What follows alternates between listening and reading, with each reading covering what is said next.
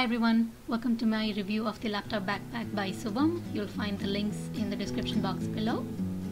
So there's two compartments out front to carry your supplies and your devices in. All of the sections in the backpack are nicely padded.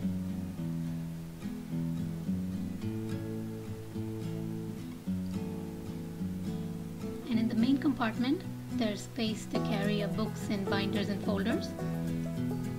And there's also a section on the back to put your laptop and your iPads.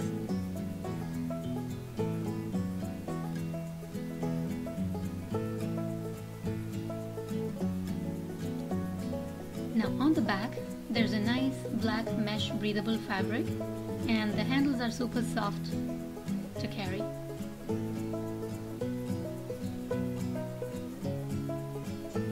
There's two zippered compartments on the sides, and one side has the charging port. The backpack even comes with a charging cable.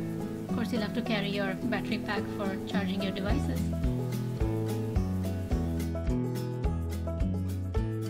Overall, it's a simple but elegant backpack and can be used by both kids and adults. Thanks for watching my video.